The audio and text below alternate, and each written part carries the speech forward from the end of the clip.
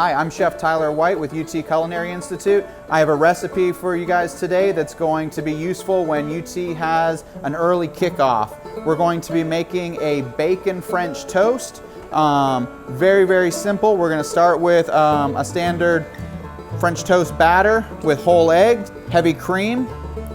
You can substitute half and half or milk if you want with this. We have sugar and cinnamon. We're going to also flavor our French toast batter with some vanilla. And the final ingredient, orange extract. We're going to whip all of this up so that it all blends together. We're going to set this aside so we can build our French toast skewers. We're going to use King's Hawaiian bread. I'm using a thick cut bacon that we previously cooked. And we have 10-inch wooden skewers.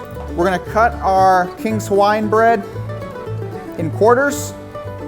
And we're going to alternate our skewer with bread and bacon. Don't go all the way up the skewer. You want to come just over halfway. Make sure when you're skewering that you have your cut sides lining up. This will make a better presentation when we go to sear our French toast skewers later. I end with a slice of bacon, and we have one skewer ready. We have some that we previously made. I have 3 skewers ready to go. Whatever we store our skewers in is what we want to pour our French toast batter in. So I have the same size pan that I'm going to pour my French toast batter into. This is going to make dipping our French toast skewers easier if we're using the same size pan. I like to put cut side down first. Allow it to soak up as much of the French toast batter as you want. This bread is thick. If you want it to fully soak up, it's got to sit in here for a couple minutes.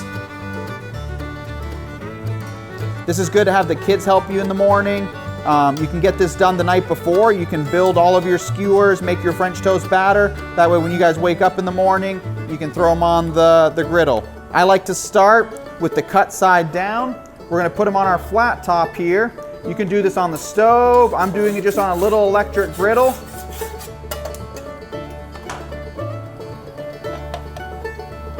Okay, I like to press them just a little bit to make sure that they're completely flat. These are going to cook until they're golden brown on both sides. Our French toast has been cooking for about 3 minutes. We're going to give it a little check. Nice golden brown. Flip it on our other side, and we're going to continue to let it cook. Once it's done, we're going to garnish. We have some skewers that we made earlier.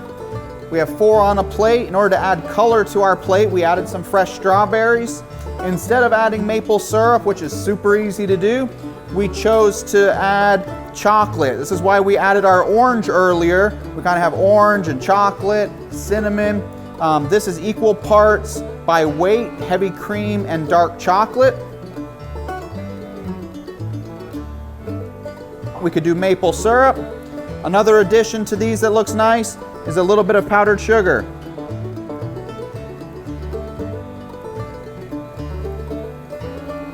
You can find these recipes on UT Alumni's website.